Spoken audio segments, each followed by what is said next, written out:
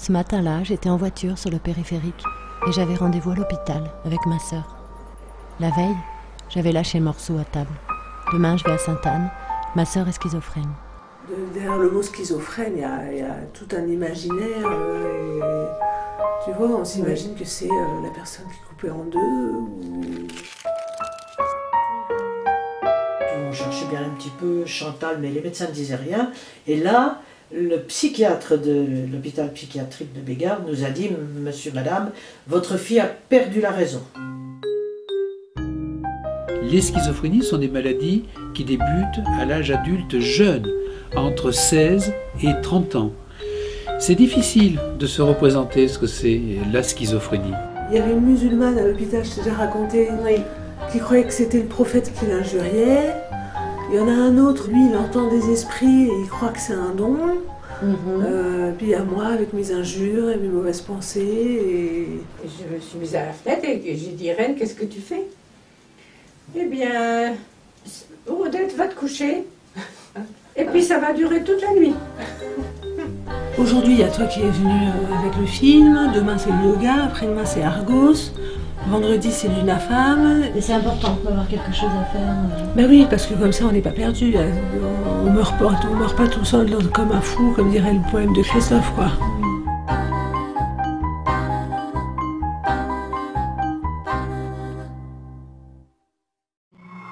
Elle a un caractère fort et obstiné.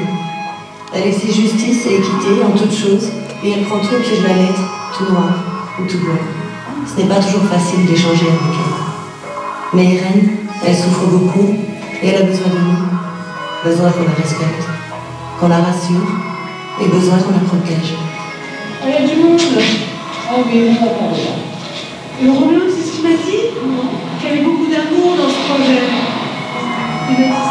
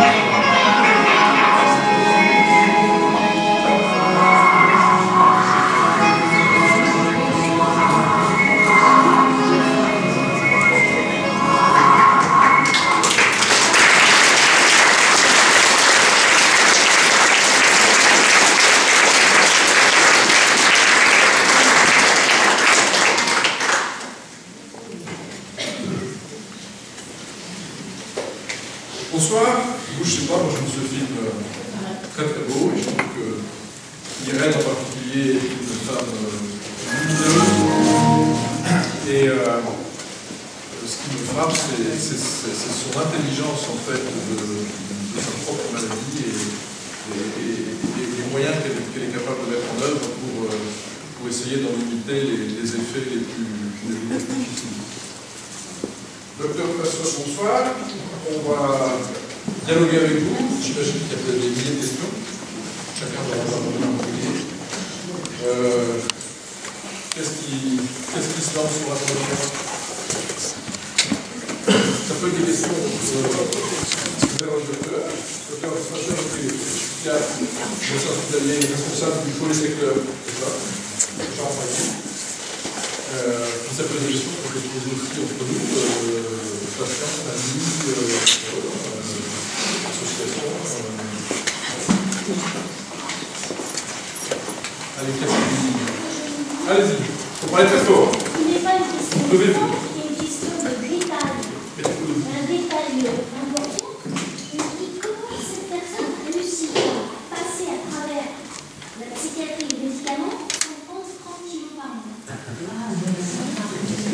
Vous avez pu manger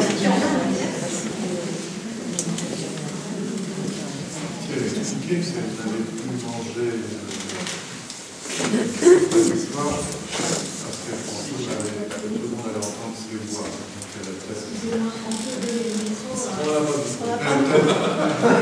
Plus fort. Elle a évité d'aller manger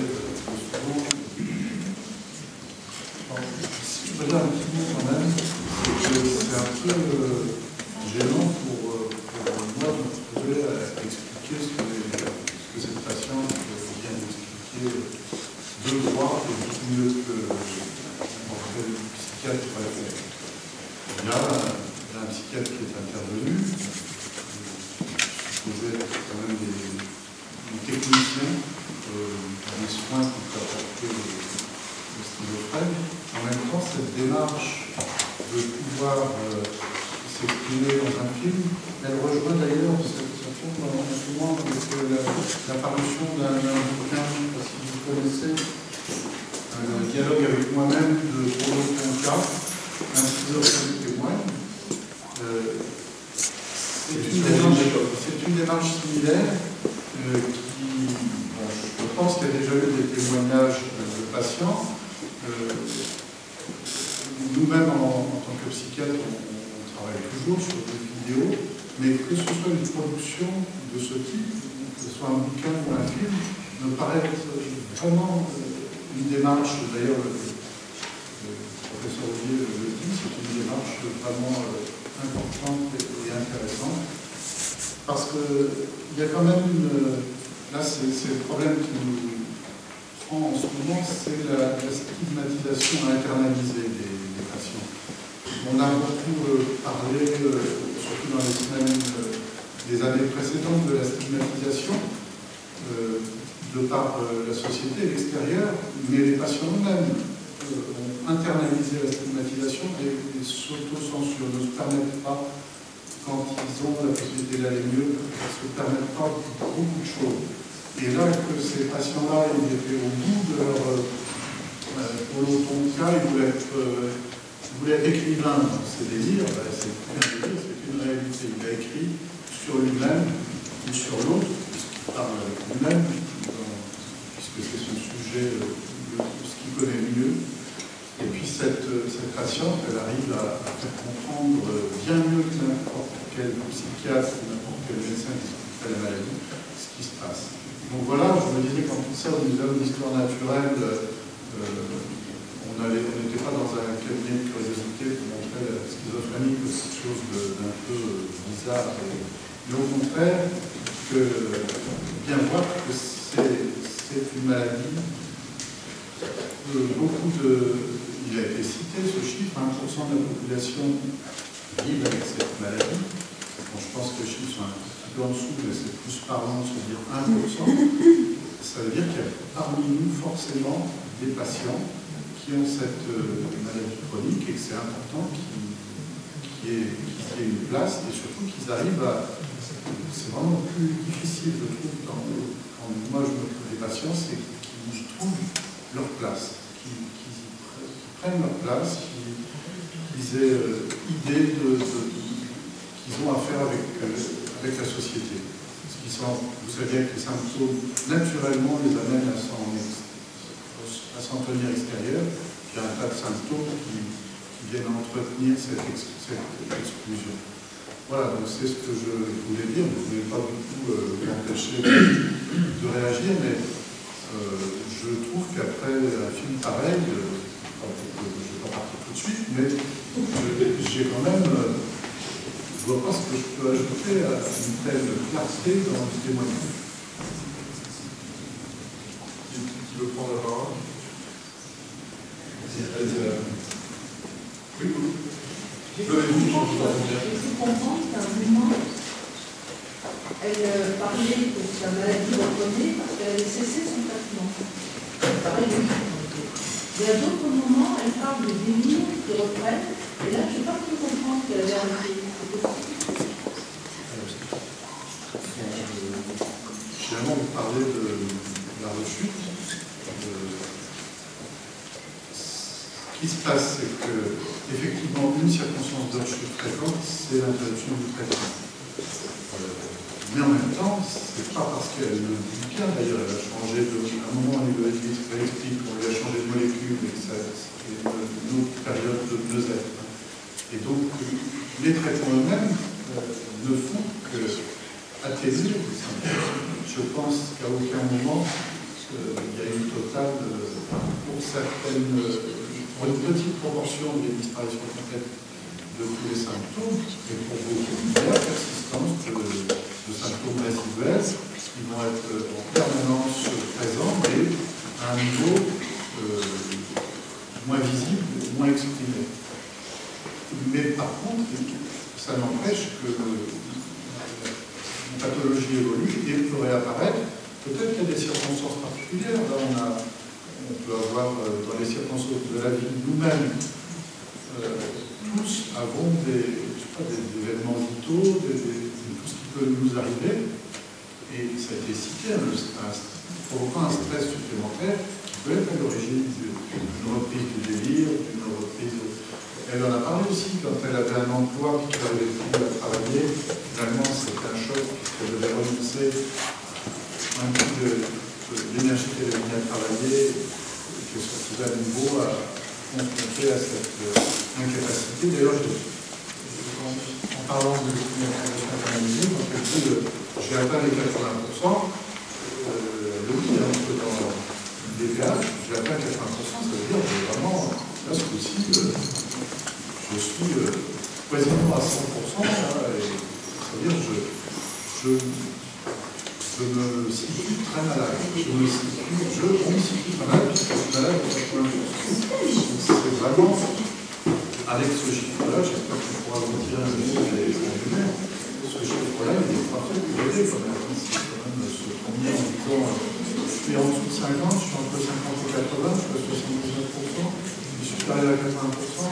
C'est vraiment, je ne sais pas si tout le monde ici peut se situer, nous, avec quel pourcentage de normalité ou de handicap. Voilà. Le handicap psychique, je ne sais pas comment on peut arriver à le mesurer avec une telle précision. C'est vrai qu'on fait des expertises, mais bon, c'est quand même pas facile.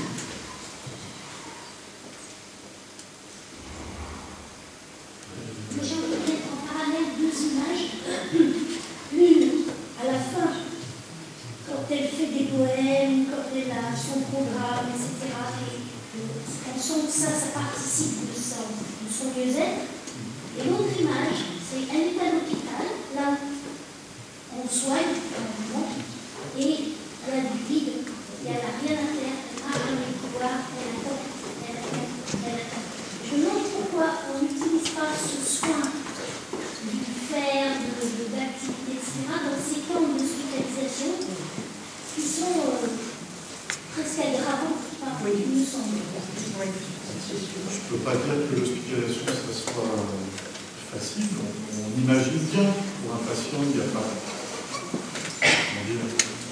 une mauvaise nouvelle que d'être hospitalisé, mais en même temps, il a dit que c'était salvateur. Heureusement, elle le dit, je vais à l'hôpital, parce que là, c'est un refuge, on va me prendre en charge, on va m'aider, on va me contenir. Et effectivement, c'est pas marrant d'y aller, mais en même temps, il n'y a pas beaucoup d'autres endroits où on va me supporter tel que je suis, on va m'aider, où on va calmer mes souffrances. Et effectivement, au bout d'un moment, l'hôpital, vraiment, ton cas, il en parle, c'est un enfer. En même temps, cet enfer, heureusement qu'il existe pour les moments où je suis très malade. Parce que je ne peux pas faire supporter ça à ma famille, je ne peux pas, à l'extérieur, il va m'arriver toutes sortes de problèmes, alors qu'à l'hôpital, bon, c'est peut-être pas facile. Vous rendez-vous qu'ils font des électrochocs, qu'ils appliquent, qu'ils font un tas de misère. En même temps, ils font tout ce qu'ils peuvent pour calmer, en la zombifiant, en la faisant grossir, tout ce qu'on veut, mais ils s'efforcent de trouver une solution. Il l'a dit plusieurs fois, le psychiatre, que ça pouvait paraître, comment dire, c'est pas facile de trouver la bonne manière de soigner. C'est déjà pas facile de... Parce qu'on a entendu plusieurs fois que les psychiatres ne donnaient pas de diagnostic, mais enfin, avant de donner un tel diagnostic, il faut être quand même sacrément sûr de ce qu'on dit, parce que c'est quand même un diagnostic qui va effectivement marquer une vie.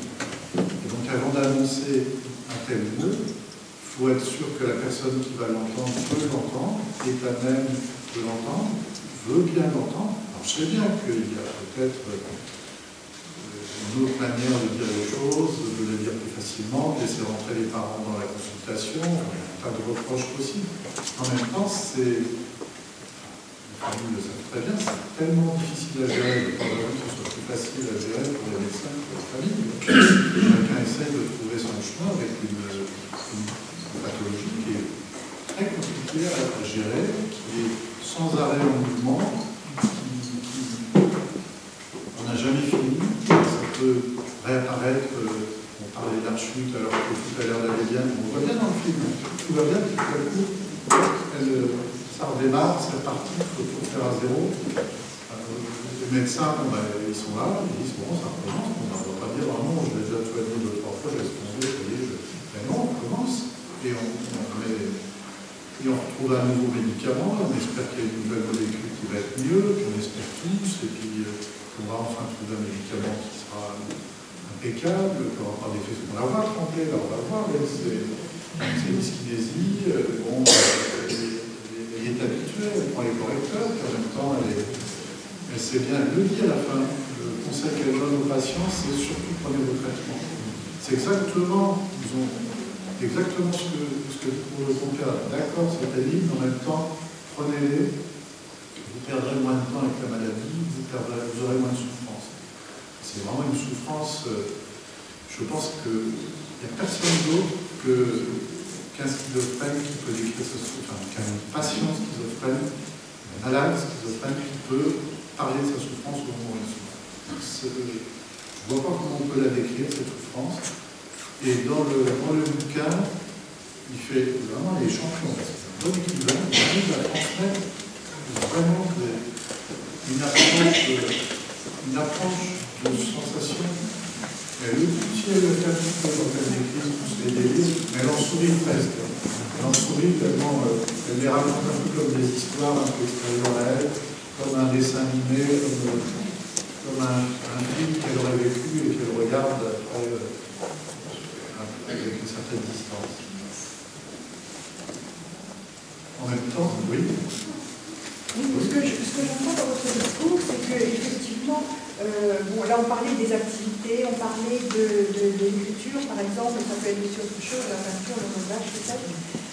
Là, dans votre discours, j'entends effectivement que le traitement médicamenteux, bon, il est important, il est stabilisant, et c'est au moment de l'urgence, de l'hospitalisation. On parlait de l'errance, si on voyait cette personne errer dans les couloirs de l'hôpital. Donc là, il n'y a pas d'activité. Enfin, il y a un moment pour l'urgence où effectivement la stabilisation du patient demande à ce que le traitement soit ajusté pour la stabilité. Mais après, dans un second temps de l'hospitalisation, il y a peut-être d'autres moyens thérapeutiques en plus du traitement médicamenteux pour justement essayer de mettre à distance les pensées envahissantes telles qu'on le voit là dans le film. L'activité permet cette prise de distance. Absolument. Oui, je prolonge un peu. Moi, dans mon esprit, j'ai pu constater qu'il peut y avoir aussi, au moment de l'hospitalisation, chez le malade, l'incapacité à faire quoi que ce soit. Donc finalement, oui. Vous voyez, vous proposez des activités, il ne ferait pas. Non, bien sûr. D'accord.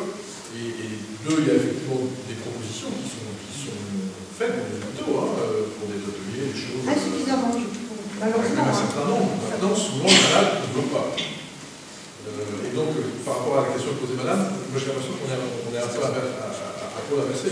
C'est quand il va bien qu'il fait des activités, et c'est parce qu'il va mal qu'il a du mal à en faire. Donc, effectivement, c'est difficile à l'hôpital de faire des activités à des gens qui ne veulent pas les faire. Alors, ne faisant pas d'activité, il s'enferme, effectivement, dans son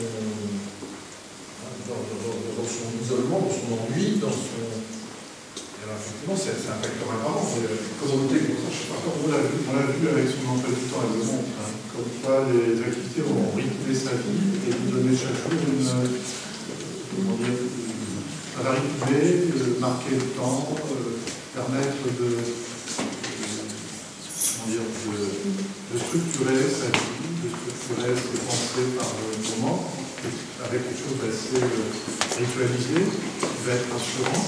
Et effectivement, on a trouvé quand même dans notre hôpital, il y a un nombre quand même conséquent d'activités. Je viens toujours ce qui est art-thérapie, tout ce qui est activité sportive, toujours à caractère thérapeutique.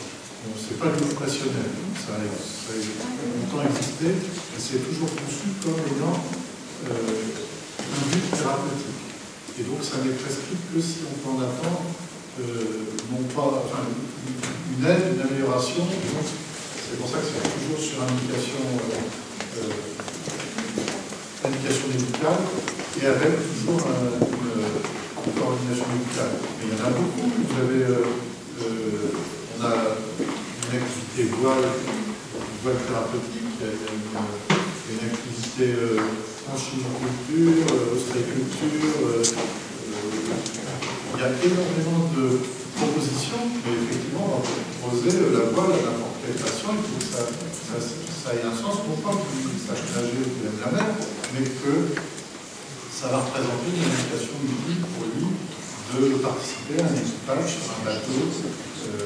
Ça va être possible pour lui parce qu'il y a une promiscuité importante, on est proches les uns des autres. Il y a quand même ça peut être impressionnant de prendre la mer, un peu de vague. Donc chaque activité, non seulement c'est fait pour amener à faire comme tout le monde peut faire la voile, tout le monde peut faire de l'art-thérapie, mais en même temps que cette activité a un sens d'améliorer justement la place du patient dans la société. Parce que j'espère bien que quand il a fait de la voile pendant quelques mois dans l'atelier de voile thérapeutique, il pourra aller dans un club de voile, si ça lui a plu, ou dans un club de sport, ou dans n'importe quel club, parce qu'il sera plus à faire une activité avec d'autres. Le problème, c'est qu'en réalité, lui-même, il n'osera pas toujours aller dans un club de voile, tout venant à l'extérieur, et puis peut-être qu'il ne sera pas toujours reçu facilement. Donc c'est tous ces obstacles-là qu'il faut, à mon avis, améliorer. Bon, c'est un exemple que j'ai choisi de sorte, mais bon, il y a quand même plein d'autres domaines où c'est important, en particulier le travail. C'est bien qu'autrefois on avait, ça s'appelait comment des ateliers. Pardon ? C'était des ateliers. Les ateliers thérapeutiques où on faisait travailler. Bon, alors tout le monde disait ça fait du bien, s'occuper, ils bossent, voilà. Bon, c'est vrai qu'on n'a plus tellement cette modalité. En plus, ça, il y avait un petit écume, donc il y avait une espèce de. Là, ça pouvait ressembler à l'habituation à l'hospitalisation qui s'auto-entretenait en trouvant un semblant de vie apparemment organisé à l'extérieur, alors que tout était à l'intérieur. Donc c'est ça qui était un peu intéressant. Mais par contre, pour travailler à l'extérieur, elle le dit bien. Elle a fait 3 mois, puis après, elle dit non, avec le traitement que j'ai, je ne tiens pas. Et je ne tiens pas parce que pas parce que je suis paresseuse ou parce que je ne fais pas d'effort, mais parce que c'est trop difficile. Et c'est à ce titre, c'est pas parce qu'elle a 80% de maladie qu'elle touche les sous, mais parce qu'on a considéré que son handicap ne lui permettait pas d'aussi facilement que d'autres faire cette activité. Moi, je le comprends comme ça. Oui. Je vais aller dans le sens de la digitalisation de l'activité. Je ne suis pas contre les schizophrènes, je fais avec chaque catégorie. C'est vrai que moi, j'ai eu la chance qu'on me propose toujours des activités, que ce soit soudainement, j'ai une seconde sport qu'à Marius Lacroix, ou des activités à but thérapeutique, où on adhère ou on n'adhère pas, parce qu'on n'a pas toujours envie de s'exprimer sur ce qu'on fait. Mais j'ai fait partie des gens qui ont eu la chance d'avoir cette possibilité. Toutefois, on voyait quand même toujours les mêmes personnes, donc on demande les 90% autres, parce qu'on sait qu'il y a du monde à Marius Lacroix. C'est vrai que qu'est-ce qu'ils font de leur journée? Mais à l'hôpital, tout le monde n'accepte pas ou les ne sont pas indiqués. Et à l'extérieur, il y a des hôpitaux de jour aussi. Les patients peuvent aller passer la journée parce que c'est artificiel, mais parce qu'il y a une construction d'activité toute la journée. Et il y a des patients qui ne veulent pas passer ce stade, qui préfèrent, parce qu'ils sont quand même, ils ont leur libre choix, rester chez eux, s'isoler, vivre avec leur voix et me dire que leur consultation mensuelle, c'est pas faute de les aider. Je pense que là, la famille à ce moment-là a un rôle très important. Elle le dit très bien. Moi, j'ai une famille, c'est à cause de la famille qui m'a boosté, c'est vers elle que je me tourne, et donc c'est probablement l'entourage, parce que ça peut être aussi des amis, et ainsi, si on est trop brutal, ça ne marche pas, mais probablement qu'il y a une manière d'amener à faire des activités. J'allais dans le sens qu'il y a des choses qui étaient pour. Et les places sont quand même un peu chères. Ah ben les places, oui. On voit toujours les mêmes personnes partout. Je pense que... Après, il y a certains patients qui n'aiment pas se retrouver entre patients. Il y y a ça aussi. Si c'est pour me retrouver dans un endroit où je vois d'autres patients, il y a des patients qui ont dépassé ce stade, qui disent après tout, on est bien ensemble, il y a le problème. Puis il y en a d'autres qui disent, moi, si c'est pour me retrouver, je sors du service de psychiatrie, si c'est pour me retrouver, que je vais avec chaque jour voir d'autres patients. Donc, il faut arriver à passer au-delà, mais ce n'est pas toujours accepté. Et en sortir aussi. Et en sortir. L'idéal, normalement, pour qu'on appelle thérapeutique, c'est que c'est un stade qui permettrait d'avoir des activités tout le temps, comme tout le monde. Mais c'est rarement atteint. Et alors, justement, les questions tournent beaucoup autour de l'activité, des activités. Mais justement, ma question est, est-ce que je sais que le traitement médicamenteux est souvent le seul axe thérapeutique recherché par les psychiatres en général.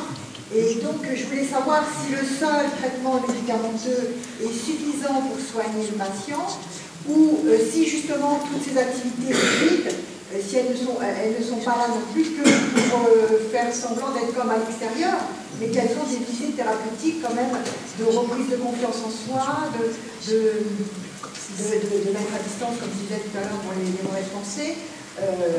Et donc ça fait partie, on peut penser que ça fait partie de la thérapeutique, ça. Est-ce que le traitement médicamenteux peut seul soigner? Voilà ma question. Pas seul, mais vous pensez bien que quand tous les jours on prescrit des médicaments aussi difficiles à imposer à un patient, on se pose sans arrêt la question. C'est pas juste par facilité ou par habitude. Chaque fois qu'on prescrit, on mesure l'ampleur de ce qu'on impose au patient. Les effets secondaires au long cours, des syndromes métaboliques qu'on va créer, des deux fois, des glycémies qui vont augmenter, des bilans lipidiques qui vont être perturbés. On est conscient de ça constamment. Mais d'un autre côté, il y a une telle présence des symptômes. Là, on parle des symptômes positifs, il a bien fait la distinction, professeur Audier. Positif, c'est vraiment ce qui est encombrant, ce qui est gênant, ce qui se voit, ce qui est absolument faire diminuer pour au moins avancer. Et ça, il y a aussi la psychanalyse, tout ce qu'on veut, la psychothérapie, certainement, mais ça ne va jamais suffire pour calmer ces voix qui sont tellement atroces. Il n'y a rien contre les voix. Je me souviens du premier patient que j'ai vu qui se forait l'oreille avec un objet métallique pour enlever la voix. Heureusement que j'avais des neuroleptiques, que nous avions des neuroleptiques pour soulager, sinon je crois qu'il serait automutilé grave, enfin, il l'avait déjà fait, mais je ne crois pas qu'on puisse se passer de ce stade-là. Heureusement, on a des médicaments qui ont quand même respectent de mieux en mieux les capacités cognitives, permettent d'avoir quand même moins d'effets secondaires au long cours, qui permettent d'être plus sur... Enfin, il y a des formes de retard, elle l'a dit, avec la piqûre de la voix, ça lui permettait de plus avoir de médicaments à la maison, ou quand il y en avait, elle allait les prendre chaque jour chez... nous, on fait chez les pharmaciens, on travaille avec nous, avec nos équipes. Chaque jour, le patient va chercher son médicament chez le pharmacien, et les infirmières qui passent chaque jour dans les traitements. On ne met quand même pas en place tout ça, c'est quand même très compliqué. Si on n'avait pas l'impression, le constat, ça va déjà soulager un certain niveau.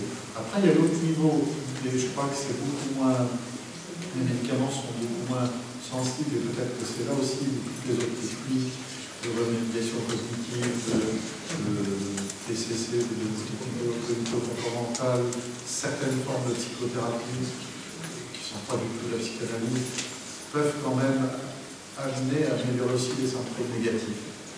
Et aussi tout ce qui est vie désorganisée. On voit bien que c'est le bazar au bout d'un moment. Là, j'ai trouvé que c'était impeccablement rangé, je l'ai vu. Peut-être que je n'ai pas les bons, mais les patients rangés, ils ne rangent pas aussi bien. Et c'est un peu désordre. Et au contraire, si ils savent qu'on visite, peut-être qu'ils rangent un peu avant, ils n'arrivent jamais totalement. Donc voilà, tout ce qui est cette désorganisation,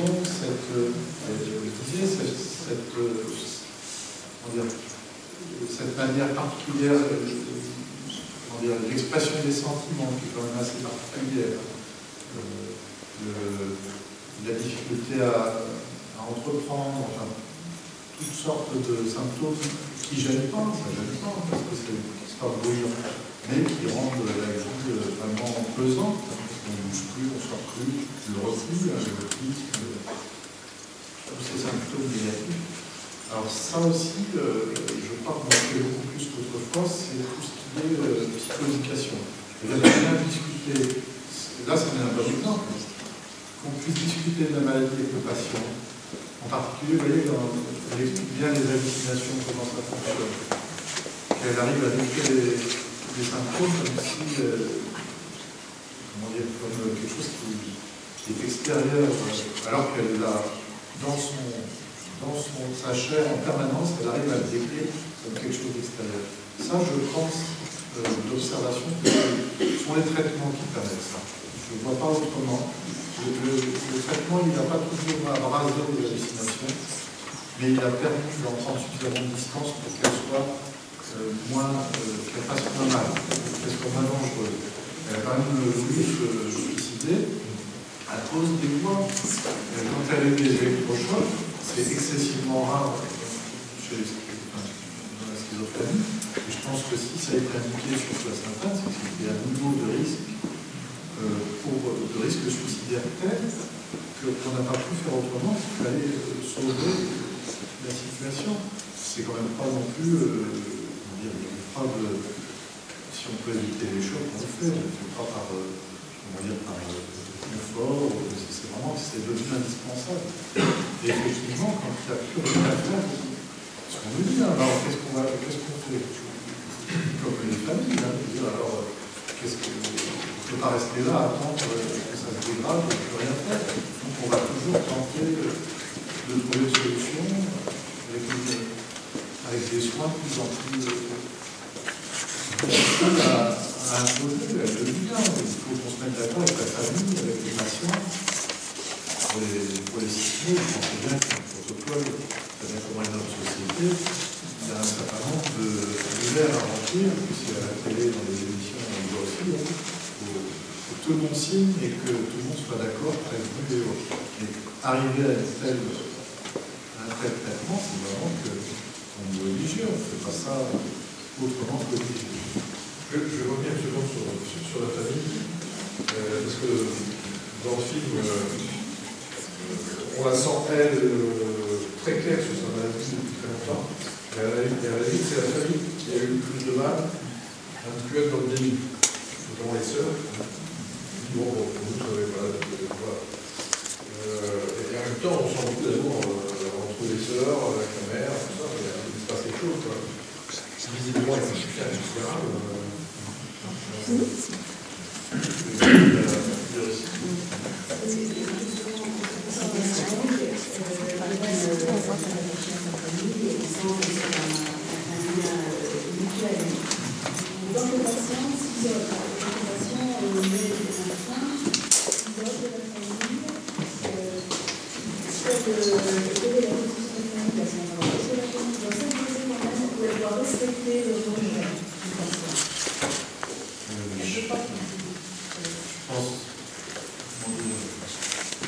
Il y a des éléments, c'est pas facile, il faut être une situation précise. Déjà, il y a le délire. La famille peut être incluse dans le délire comme persécutrice, comme mauvaise, comme source de complications. Il y a l'inverse. Il y a quelquefois, c'est un refermement, c'est-à-dire je ne peux pas, je ne peux plus voir ma famille parce que je ne peux pas me montrer comme ça, je ne peux pas assumer ce que je leur ai déjà imposé. Moi, ce que je trouve vraiment important, c'est que la famille ne coupe jamais le coup, quoi qu'il soit arrivé, quel que soit. Je crois que qui d'autre pourra tenir la place de la famille. Et Bertus permet, alors les docteurs c'est bien, mais ça n'a rien à voir, elle le dit très bien, chacun sa place. Et s'il manque quelqu'un dans les gens qui sont. S'il y a des docteurs, des infirmières, à un moment, ça manquera. Et ce jour-là, c'est peut-être ce jour-là que le patient retrouvera l'envie de communiquer. Et comme c'est vrai qu'il aura tout fait pour que ça soit revu. Mais vous savez bien, le lit, elle a changé plein de fois la vie dans le film. Alors effectivement, puis il y a quand même une mère qui est quand même particulièrement investie. On a des familles sur le terrain, mais là, quand même, touché. Justement, je pensais aux frères et sœurs, et j'ai mon rêve, quand je vois les sœurs qui ont un bon fou à comprendre, à réaliser, etc. Moi, j'ai un rêve, c'est Mickey et Sophie. Ah non, pas du tout. Il y a personne qui a fait ça. Je sais pas qui diffuse qui, pourquoi on ne va pas le diffuser dans les classes terminales, dans les facultés, ils ont tous un frère, une sœur. Je vous assure que cette année, on a reçu plusieurs délégations d'élèves de première, de terminale, qui font des travaux, qui sont venus prendre rendez-vous avec nous. On a beaucoup de temps, c'est bien tombé. Mais aussi, moi je me dis constamment, c'est vraiment nécessaire qu'ils viennent nous voir nous parce que je ne suis pas. C'est vrai que j'ai leur montre un film, et c'est vrai que quand schizophrène, psychiatrie, ou un psychiatre, il ne faut pas les blâmer, c'est déjà bien, puis ils n'ont pas eu peur de rentrer dans l'hôpital, ils ont vu comment c'était, qu'il n'y avait pas de gens qui s'occupaient partout, ils ont pu voir comment c'était, comment ils ont croisé des patients, ils étaient au milieu des patients en consultation. C'est bien que ces jeunes aient pu voir les choses autrement, qui s'intéressent au sujet. D'accord, j'espère qu'ils auront une bonne note avec leur exposé, mais en même temps, c'est pas rien de choisir comme sujet de recherche. Voilà, et donc, je crois que ça change énormément par rapport à il y a quelques années. Vous voyez, c'était pas envisageable. Peut-être pour les toxiques, l'alcool, cannabis, ça y est, mais pas encore parler de la maladie, de la bipolarité ou la schizophrène. Alors que maintenant, couramment, on a des demandes de petits groupes d'étudiants, d'élèves qui viennent parler. C'est quand même la preuve qu'il y a une évolution, que c'est un sujet qui peut concerner. Moi, j'irais même plus loin. Je trouve que ce film est tellement bien fait qu'il pourrait être utilisé comme outil thérapeutique avec les patients eux-mêmes. Oui.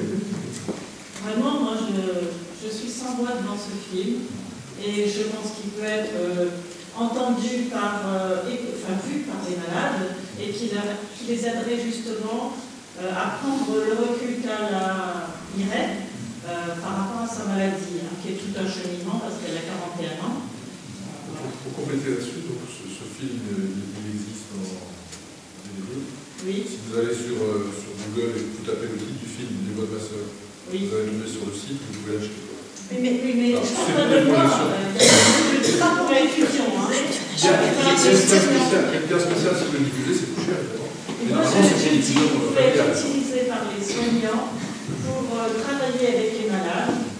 Enfin, je ne vois pas tant d'expérience que ça, parce que j'ai ma fille qui est malade. Et je trouve qu'il y a un exemple aussi des soignants qui abordent le problème du délire, qui évoquent avec le patient ces délires. Elles font tout un travail là-dessus. Et je trouve qu'on ne sait pas toujours bien travailler sur les délires, que les familles sont complètement dépassées parce qu'elles souffrent et elles ne peuvent pas toujours entendre les délires des patients. Et on ne sait pas toujours bien travailler en tant que soignant. Les soignants ne savent pas toujours bien travailler avec ça. Là, c'est un bon exemple, c'est quand elle a parlé plusieurs fois des hallucinations. C'est quand même un des symptômes principaux, très souvent présents. Et c'est vrai que souvent les patients disent non, ça va très bien, je ne sais pas, parce que c'est un peu difficile. On sait bien le patient qui va expliquer ses voix à n'importe qui, c'est déjà compliqué. Il y a des soignants, même aux infirmiers qui ne sont pas psychiatriques, souvent, s'ils sont à l'hôpital de Saint-Louis, qui parlent de leur voix, ils nous appellent tout de suite. Ça peut choquer d'en parler.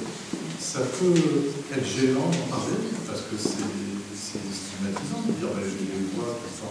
Alors que, au bout d'un moment, je ne dis pas que c'est un sujet qu'on va parler tous les jours, mais quand c'est un bon baromètre, comment ça va aujourd'hui, et les voix, comment ça va, Et si on arrive à un point de connaissance du patient, lui-même il va pouvoir savoir où il en est, il va même, c'est bien dit là, comme voir où en est le traitement, c'est-à-dire est-ce qu'il faut, elle le dit, hein, mon traitement au besoin. Si besoin. Et je vais vous dire, dans les services d'infirmiers, vous allez vous dire marquer le traitement au besoin, si besoin. Parce qu'ils savent très bien qu'à un moment donné, le patient il a son traitement habituel, il peut avoir des exacerbations souvent hallucinatoires, avec des angoisses. Vous savez, avec l'angoisse psychotique, il n'y a rien de plus insupportable. C'est une souffrance qui doit être, enfin, d'après ce que je comprends, qui est, enfin, oui, c'est supérieur à une douleur physique. Je ne sais pas si de quoi il parle, il doit le savoir. C'est presque, parce que la douleur physique, on la situe, on voit ce que c'est. Psychique, il n'y a pas, c'est nulle part. Et puis ça vient de arrêter de parler, mais comment voulez-vous faire? Comment voulez-vous vous coucher? Vous pouvez faire tout ce que vous voulez, ça va continuer. Il n'y a rien. Donc ils vont demander leur traitement au besoin, puis ça va apaiser. Après, quand on parlait tout à l'heure de rechute, c'est pas parce que, comment dire, dans les moments on va dire, de stabilité, qui sont souvent très longs, ça ne veut pas dire qu'il n'y a plus de voix, ça veut dire que les voix sont gérables, le laisse tranquille, il faut taper, le laisse dormir, il ne raconte pas de la vie, les insanités qu'ils disent.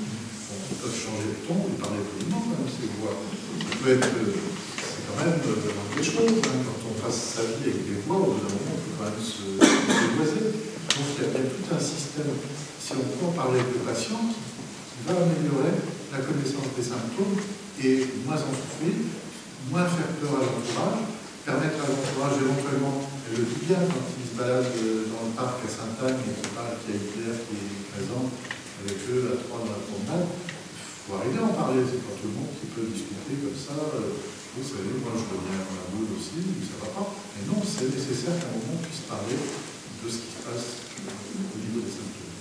C'est bien pour ça qu'en effet, je parlais de faire un trac les soignants qui soient formés à ça.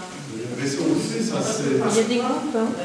Il y a des groupes, hein, il y a des groupes PAC, il y a des groupes... Insight.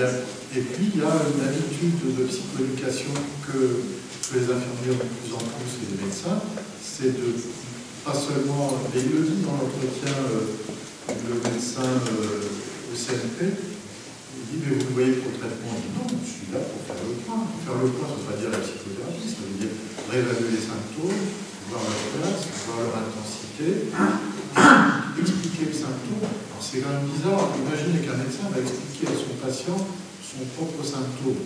Ça demande quand même beaucoup d'humilité. Et effectivement, c'est pour ça que je suis très satisfait qu'il y ait des éléments comme ce film, comme ces bouquins, parce que ça me permet de voir si on se trompe beaucoup quand on raconte aux patients ce que lui-même devrait connaître.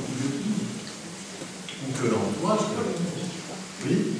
Oui, je voudrais vous poser une question dans le prolongement de la question que vous posez ma femme tout à l'heure. La résistance du malade qui ne veut pas éventuellement se faire soigner. Quelle est la position actuellement du corps médical, notamment du psychiatre, par rapport à l'information et la relation avec la famille?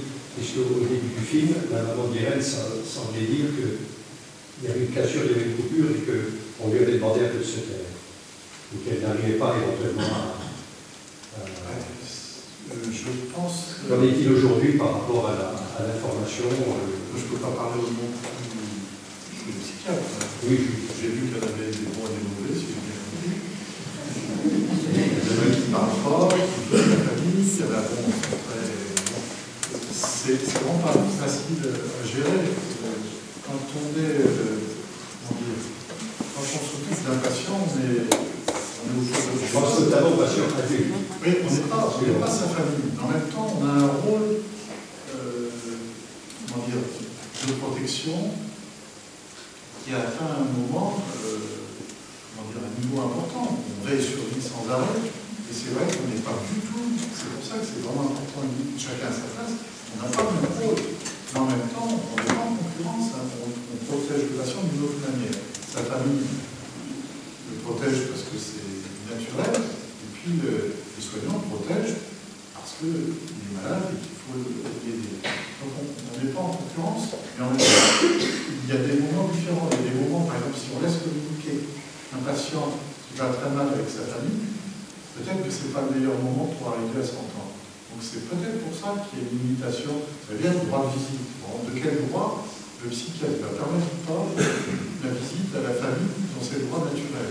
C'est pas parce qu'il est, comment dire, qu'il doit imposer sa loi, c'est qu'il pense que ça va, que cette communication à ce moment-là ne va pas être utile ni pour la famille ni pour le patient, et qu'au contraire, il faudrait prendre la distance et attendre un moment meilleur. Mais ça peut être à l'extérieur aussi. Elle le dit d'ailleurs, il y a des moments où elle appelle sa famille, d'autres moments elle n'appelle pas sa famille, elle appelle le voisine, elle appelle qu'est-ce qui se passe à ce moment-là, parce qu'elle sent sa famille menaçante, parce qu'elle se souvient, parce qu'il y a quand même toute une histoire familiale extrêmement lourde, parce que ça la renvoie à un autre rôle qu'elle a dans cette famille en tant que malade, alors qu'il y a eu les deuils, bien, à la fin, elle dit on s'en fout de ce qui s'est passé dans la famille, mais en même temps, c'est vraiment toute une famille en souffrance à un moment donné. Quelquefois, ce n'est pas le meilleur moment pour arriver à se balancer des moments délirants ou des choses. Il vaut mieux attendre une période plus calme. Enfin, moi, je ne pense pas, comment dire, qu'il n'y a pas malice. À un moment donné, que le psychiatre souhaite empêcher une communication, et je pense à tous les coups que quand c'est possible, le psychiatre préfère qu'il y ait une famille. La première chose qu'on vérifie quand un patient est à l'hôpital, c'est s'il y a une famille. Et elle me dit d'ailleurs, vous vous rendez compte, lui, il n'a pas de famille. C'est-à-dire qu'il ne saura pas, il n'y a pas d'extérieur, il n'y a pas de... Si jamais on ne trouve pas une organisation purement artificielle extérieure, il n'existe plus pour personne, parce que le réceptacle naturel, c'est la famille. Ce qui est compliqué en même temps pour la famille, c'est de comprendre ce qui se passe. Et c'est là que souvent ça pêche un peu du psychiatre. C'est qu'on est avec son proche et il est malade, on ne sait pas quoi faire, on est très très démunis. On a très peu d'explications, d'informations, on ne comprend pas. On va l'expliquer, on ne comprend rien, on n'arrive pas à savoir si ça va durer longtemps, à quoi ça nous expose, on va avec le reste de la famille, etc. Vous voyez ce que je veux dire? Alors, là, il y a quand même globalement un défaut de communication entre l'hôpital et la partie famille, qui est extrêmement douloureuse pour les proches, qui n'y comprennent rien. On est aveugle. On se sent aveugle. Non, on est devant un problème psychiatrique et on n'y voit rien. C'est bon, on ne sait pas quoi faire. En même temps, vous voyez que là, c'est facile. C'est facile ou 30 ans. Non, mais pas tant qu'elle est malade. Le film lui-même paraît facile. Son défaut, d'ailleurs. Oui, parce que c'est vraiment, on a vu une forme de clarification sexuelle à la famille. Donner l'impression qu'il y a l'histoire, qu'il y a l'évolution, mon Dieu, tout l'intérêt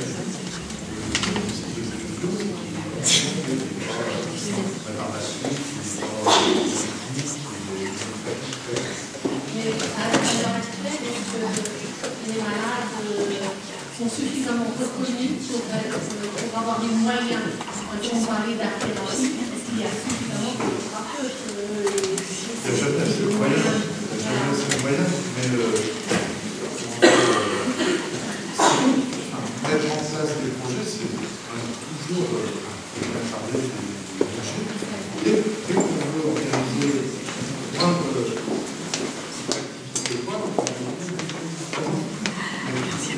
art thérapeute, un infirmier spécialisé en histoire,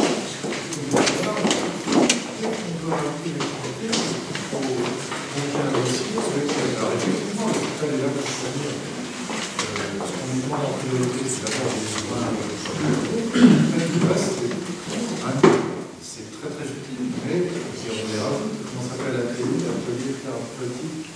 Des ATI. Ateliers thérapeutiques intersectoriels. À l'hôpital, il y a un département entier qui est consacré à toutes les activités thérapeutiques intersectorielles, c'est-à-dire qui touche tout l'hôpital, alors que, vous savez, vous expliquez un peu ça, l'une des avancées qui est vraiment importante en France par rapport aux autres pays d'Europe, auxquelles on tient toujours, c'est qu'il y a une continuité de soins liés au secteur. C'est-à-dire, ça peut agacer tout le monde de dire, oui, mais si la elle va aller là, en même temps, toute l'organisation des soins est faite géographiquement pour que les soins soient possiblement à disposition au plus près du patient s'il a la chance de pouvoir retourner dans sa famille. Moi, dans le secteur qui est l'autre que je connais, on a un CLP à Saint-Martin-de-Rède, on a un CLP à Maran, on a un CLP à Surgères, on a un CLP principal qui est à l'hôpital et qui est une permanence de soins. Donc ça permet de développer de manière méthodique un système de soins où le patient peut arriver à n'importe quel moment et approcher les soins avec une équipe qui a son dossier qui lui parle. Le dossier, maintenant il y a informatique, mais qui a la connaissance de la utilité de ces soins. Qui n'a pas besoin le patient n'a pas besoin de rapporter ce qu'il dit à chaque fois. On peut retrouver son traitement si c'est rare, mais s'il n'a pas, s'il ne s'en souvient plus, combien de fois il a perdu son ordonnance, ou il a déchiré de colère, ou il a envoyé des fins de plus. La continuité des soins d'un patient avec des équipes. Par contre, renouer un lien de confiance patient-soignant façon à déménager, oui, c'est la première chose, c'est le moment de la crise où on a besoin de ne pas tout recommencer, tout retenir, tout. Et après, c'est un problème de locomotion, c'est moins. Vous avez raison, vous avez certainement raison, mais si dans notre secteur,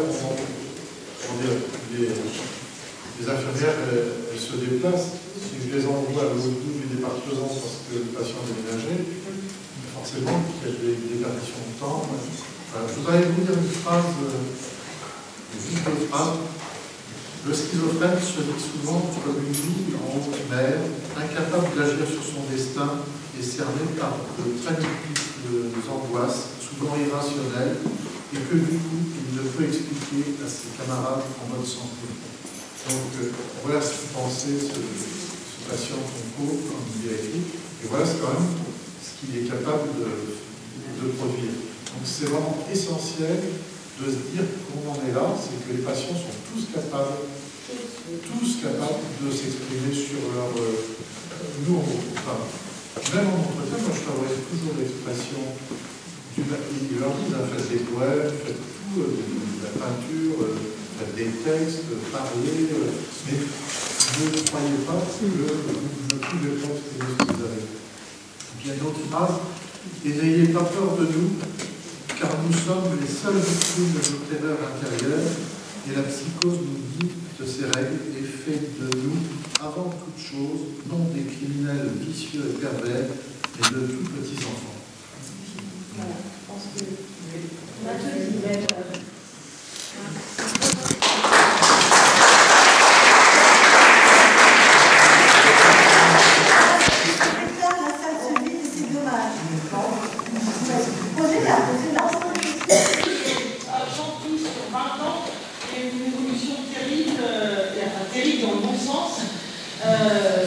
Dans la façon de prendre d'écouter, d'entendre le patient, et peut-être qu'on y va de plus en plus s'exprimer. Et là, on est dessus de faire la fin de l'enfant.